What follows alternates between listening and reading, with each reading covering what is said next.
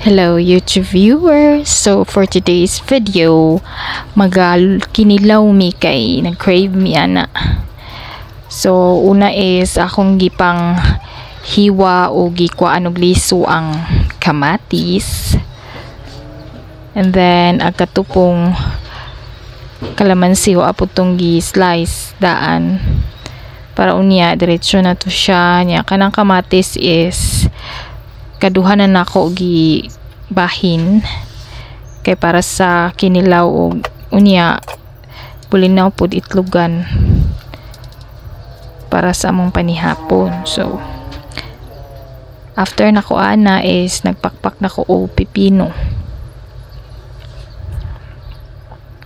kay lami man ang kinilaw basta na ay humot sa pipino nya crunchy pagyud.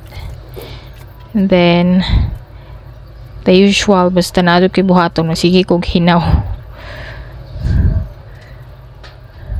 So, ako lang na siyang gikuha ta ng panit kay wala mo kumaanad og way panit ng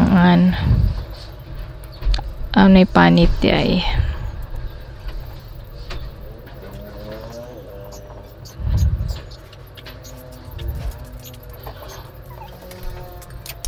Then gi-slice na siya.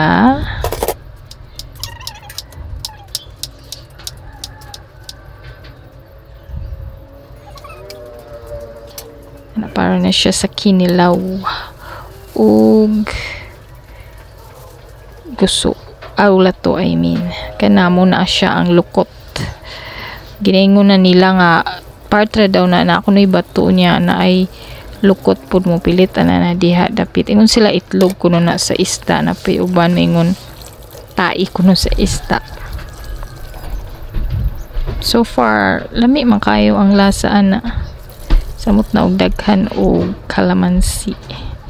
So mo na siya kung gihugasan taman para mawutang-tang tong mga hugaw nga milit o kadto pong mga bas.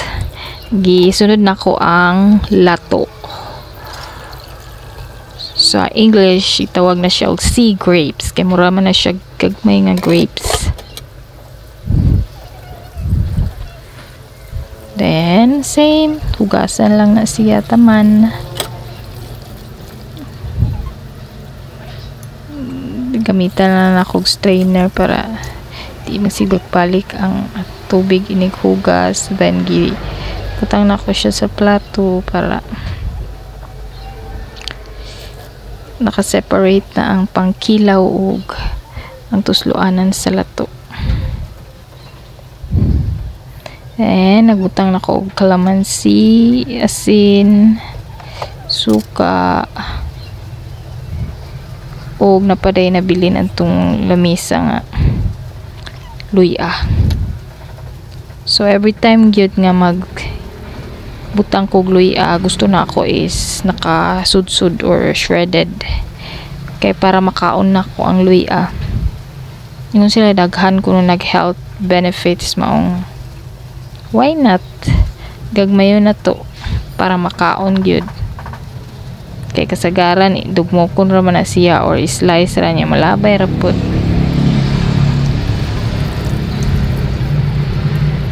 Hugas and then shred kana siya para sa kinilaw.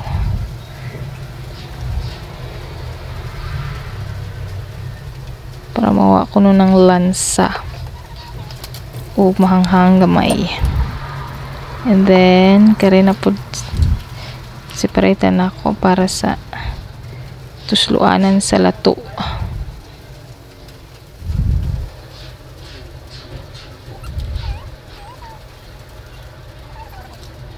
Kalamansi and then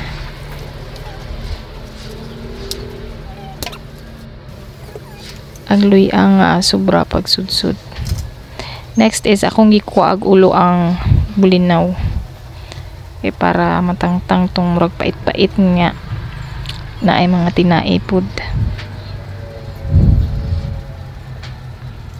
Medyo dugay gyud ni siya mahuman kay isa-isahon pa man gud nako og tangtangag ulo kay ludon man ko magkaon og naiulugod sa bulinaw. Nya kanang ulo ipakaula po na namog iring kadtong unod mo to ibutang sa sago sa para kinilaw.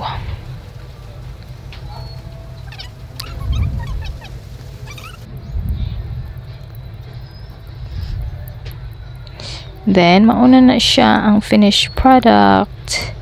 Ang tusluanan sa lato o kinilaw nga bulinaw ug lukot. So nangauna mi ana nga time. Nya ako kay mas gusto man akong kilaw jud. Dili pa risag luto kay mas ma taste man ako ang lasa sa seafood kung plain ra na siya niya kung kaog luto taud-taud. So maor na siya guys. Among ganahan kan usahay di pud permanente kay Sabado man pud na ingana diri. Layo na pud og modayo pa kag laing lungsod para upalit. So thank you for watching.